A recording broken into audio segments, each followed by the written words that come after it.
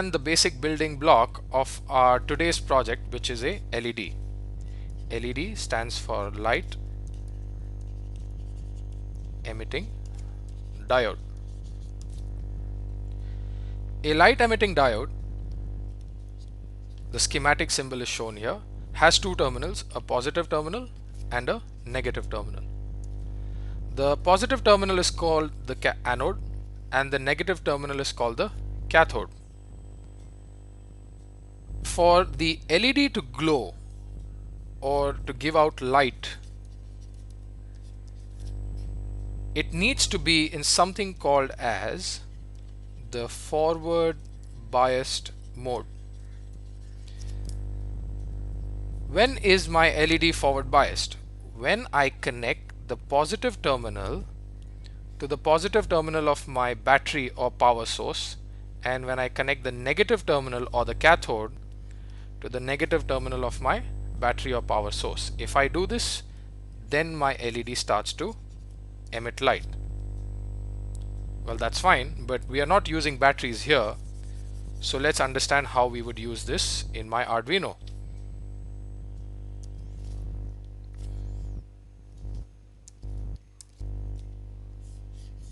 If this is my Arduino board and these are my pins, I have to make sure that if I would like this LED to glow when my Arduino processor gives 1 or logic high, then this terminal, the negative terminal or the cathode, needs to be connected to ground terminal or 0 volts, that is ground potential.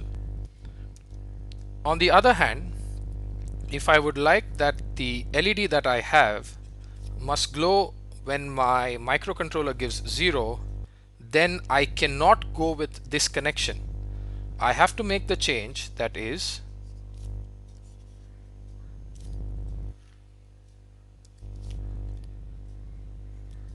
my Arduino pin must be connected to my cathode, because my cathode always must get 0, and my anode here must be connected to VDD, that is plus 5 volts or 3.3 volts, or what I mean is logic 1. That means it should connect to power supply. So please understand that if I want my LED to glow such that my Arduino is giving 1, then my cathode should be connected to ground, or else if I want my LED to glow when my Arduino is giving 0, then my anode must be connected to VDD and my Arduino must be connected to the cathode. So again, to summarize, anode must always be at a positive terminal and cathode must always be connected to the negative terminal, which I mean is logic 1 and logic 0. So you can understand that logic based on how you want to use it. I hope that was clear. Another small point that I'd like to mention, that if you look at your LED in your hand, then the anode is always the longer of the two terminals in terms of the length. This will be a metallic terminal or a steel kind of a terminal. The anode is always longer than the cathode. That said, let's understand how do we look at practically using the LED. As I said previously, that your LED has two terminals, the anode and the cathode. I cannot directly connect my anode to a power supply and cathode to the negative terminal directly, although I showed it in the previous slide. That was just in principle, but practically a safe option is always to include a resistor in the path. The reason being, the power supply always gives a high amount of current.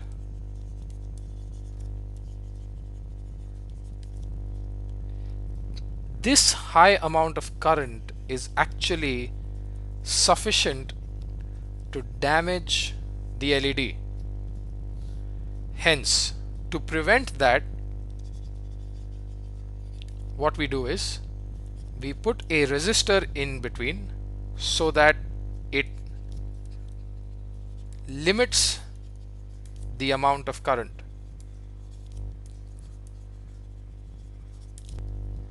Okay, this was the practical aspect of using LEDs. So now let's look at how we are going to use it as part of our today's project, which is the LED blinking project. As you see here, the cathode has been connected to ground and the anode has been connected to one of the terminals with a resistor in between, since we have to limit the current. And I have connected the anode to pin number 13. This is where your microcontroller is. And what we would like to do as part of this project is to blink the LED for 1 second and keep it off for 1 second. It's a fairly simple project, that this should glow for 1 second, then off for 1 second, and so on. So that said, let's understand the programming for this project. Now, as I said, your project in Arduino is typically divided into 4 phases. That is your variable declaration, then your setup, then your loop, and if needed, a user-defined function. So let's start the project. I would like you to write this program with me, since this is the first program we are writing. First, I need to declare my variable. So I'm going to declare a variable of the type integer. So the keyword is int. The name of my variable that I would like to give is LED. Now, my type is integer, the name is LED. The value that I would like LED to take is equal to 13, because the reason behind that is I want to name my pin number 13 as LED. That's the logic behind it, that I would like to name my pin number 13 as LED, which we will see how that logic works. So that was my first phase. That was variable declaration. The second phase, which is my setup,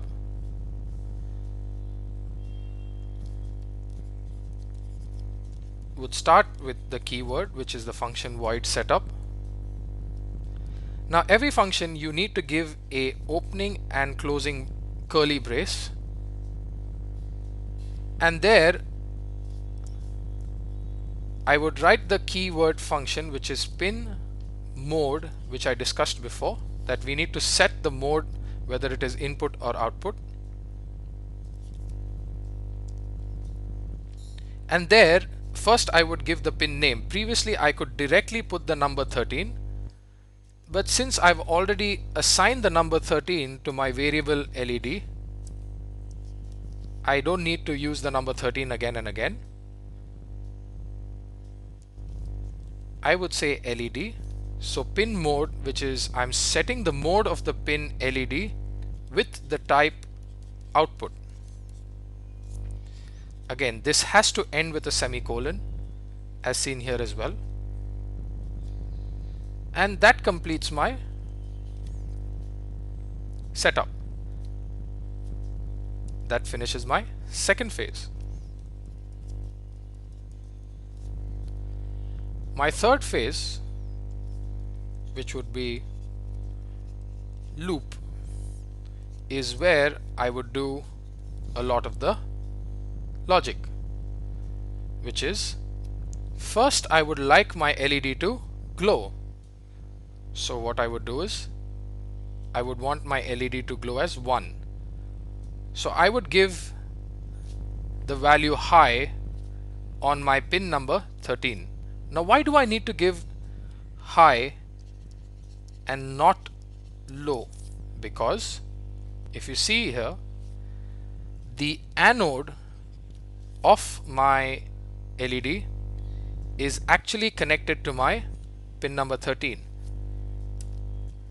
So when I give the value 1 and this is already connected to ground, then my LED glows. If I give the value 0 here, my LED will not glow because both are at the same terminal, hence my LED will not glow. Now that logic said, I would say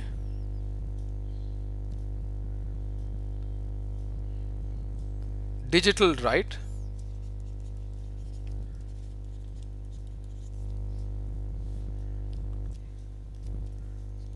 please make sure that your W is capital or uppercase.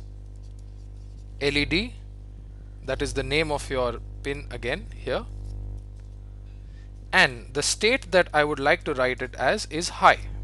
So now at this time my LED will glow.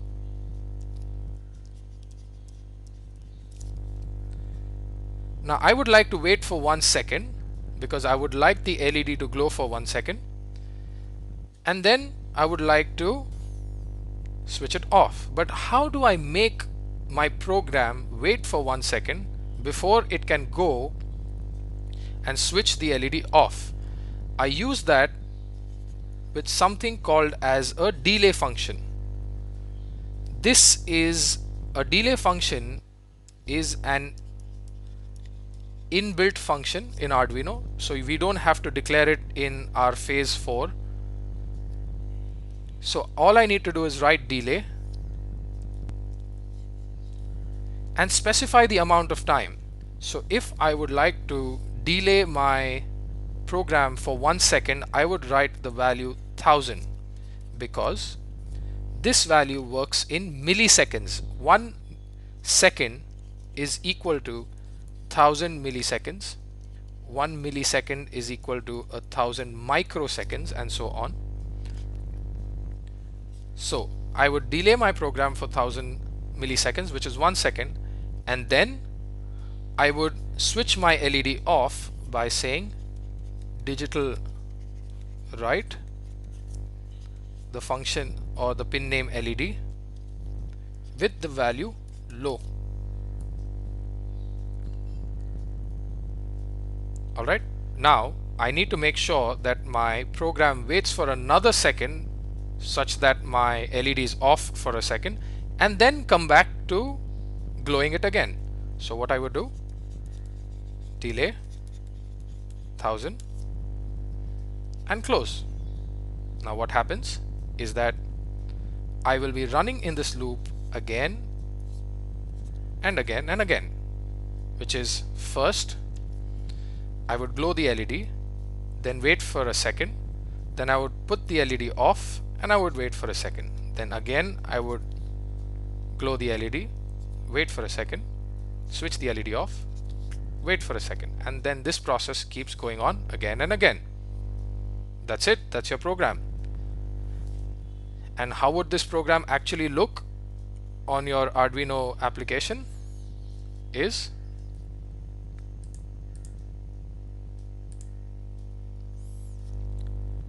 I would first specify my variable. I would write my setup and specify my pin mode. It's actually LED as pin number 13 has been specified of the type output. Then in my loop, first I would turn the LED on, then give a delay for 1 second, then turn the LED off, then wait for 1 second. Just for your information, when I write my Arduino program, if I specify anything between these two symbols, which is your asterisk with a / function or / symbol, then all of these lines will only be comments. They will just be comments.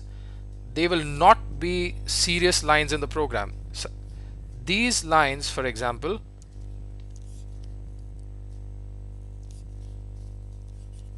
are useful lines. All of these are comments. Please understand that. And as you see, we will, once you write this program in your application, you will understand what's the difference between a comment and a useful line. Now, just a small point that I would like you all to think about.